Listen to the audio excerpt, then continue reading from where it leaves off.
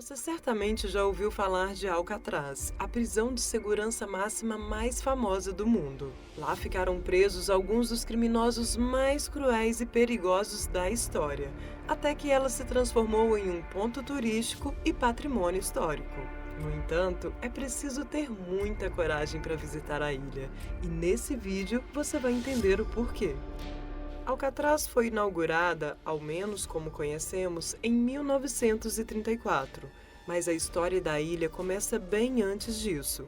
Inicialmente, a ilha foi uma fortaleza militar, mas em 1868, Alcatraz foi transformada em um complexo penitenciário. Nas décadas seguintes, mais e mais detentos chegaram à prisão, e no começo do século XX foi necessário realizar uma reforma para ampliar o presídio. Segundo algumas lendas, um espaço entre as alas de Alcatraz escondia uma antiga estrutura subterrânea onde os presos sofriam terríveis torturas. Após a Primeira Guerra Mundial, com a Lei Seca, que proibia a comercialização de bebida alcoólica em todos os Estados Unidos, e com a crise de 1929, que abalou terrivelmente a economia do país, a criminalidade aumentou. E a segura e eficaz penitenciária ficou pequena demais para o número de contraventores detidos. Por isso, surgiu o interesse do governo em transformar Alcatraz em uma cadeia federal. No dia 1º de janeiro de 1934, James Johnston, primeiro administrador de Alcatraz enquanto presídio federal, estabeleceu as rígidas regras que transformaram a unidade em uma prisão de segurança máxima. Entre outras imposições, os presos não deveriam cantar, ouvir rádio e só tomavam banho 2 vezes por semana. Durante seus 29 anos de uso, Alcatraz manteve alguns dos criminosos mais notórios dos Estados Unidos, como Al Capone, o famoso mafioso italiano, Robert Stroud, conhecido como o Homem dos Pássaros, George Machine Gun Kelly, o maior contrabandista do período da Lei Seca, e Elvin Carpins, o prisioneiro que ficou mais tempo em Alcatraz. Ao todo foram 26 anos. Entre seus crimes estão roubos, sequestros e assassinatos. Embora a prisão fique em uma antiga fortaleza militar cercada por água gelada, vários prisioneiros tentaram escapar de Alcatraz. Todos eles aparentemente sem sorte. Há 14 tentativas de fugas registradas, com o envolvimento de somente 36 detentos. Mas em 1962, 3 assaltantes de banco provaram que a segurança de Alcatraz poderia ser quebrada.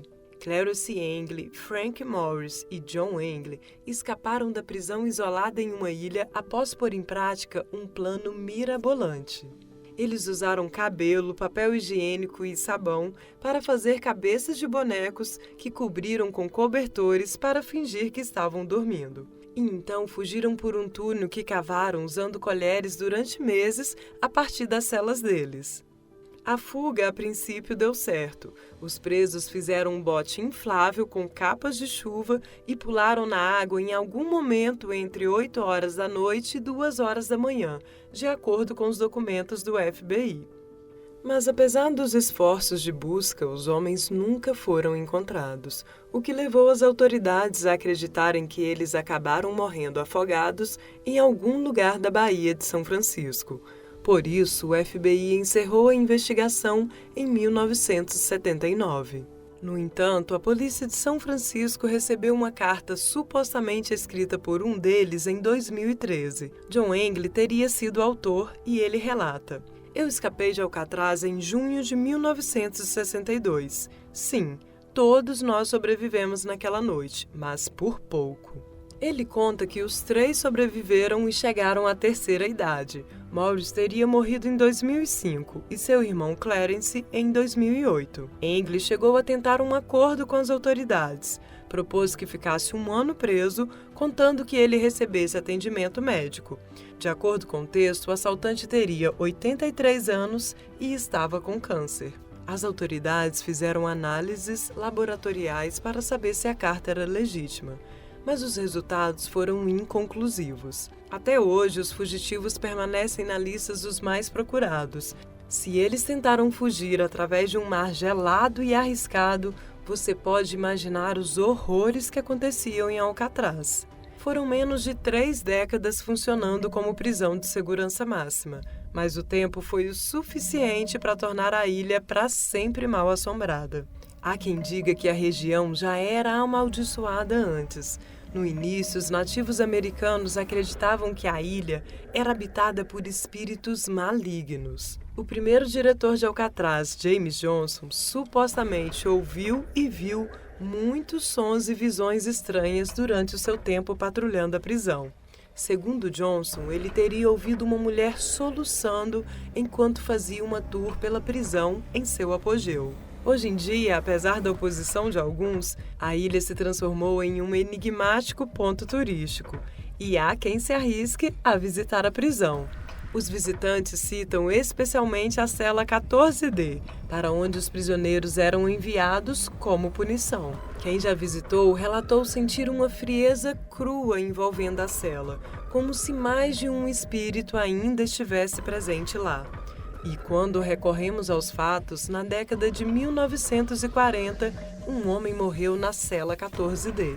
Na noite em que foi levado para estar lá, o prisioneiro imediatamente começou a gritar que alguém com os olhos brilhantes estava lá com ele. Os gritos continuaram até tarde da noite, quando foram substituídos de repente por um silêncio total. Na manhã seguinte, quando os guardas inspecionaram a cela, o prisioneiro foi encontrado morto com uma expressão terrível no rosto e marcas de mãos em volta da garganta. A autópsia revelou que o estrangulamento não foi auto-infligido, ou seja, uma segunda pessoa o enforcou.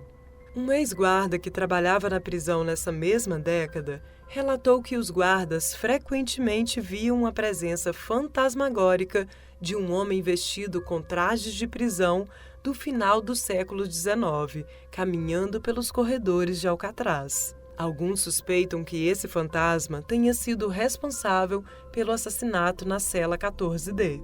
Em outra ocasião, quando o renomado caçador de fantasmas Richard Sennett e um médium passaram a noite em Alcatraz, eles se trancaram na cela 12D, onde um espírito maligno estaria morando. Quando a porta de aço foi fechada, o caçador de fantasmas sentiu dedos gelados envolverem seu pescoço, enquanto o médium viu corpos de homens retorcidos e desmembrados pela sala. No bloco C, ruídos altos e estridentes são frequentemente ouvidos. Outros relataram ter visto as aparições de homens vestindo uniformes e ouvindo vozes desencarnadas no local de um motim que deixou 3 prisioneiros mortos. A lavanderia do mesmo bloco também possui uma presença invisível. Quando uma equipe de notícias da CBS levou a celebridade psíquica Sylvia Browne, junto com o ex-presidiário Leon Thompson, para visitar Alcatraz, a dupla experimentou momentos de horror. Sylvia imediatamente sentiu essa presença invisível. Enquanto ela descrevia um homem alto, com cabeça calva e olhos pequenos e redondos, Leon Thompson, o ex-presidiário, afirmou que essa descrição era de Butcher, um assassino profissional chamado Abe Maldoides, mais conhecido como açougueiro. De acordo com Thompson, outro prisioneiro matou o açougueiro na lavanderia. Os registros da prisão confirmaram que Maldoides foi morto por outro recluso na área de serviço do Bloco C.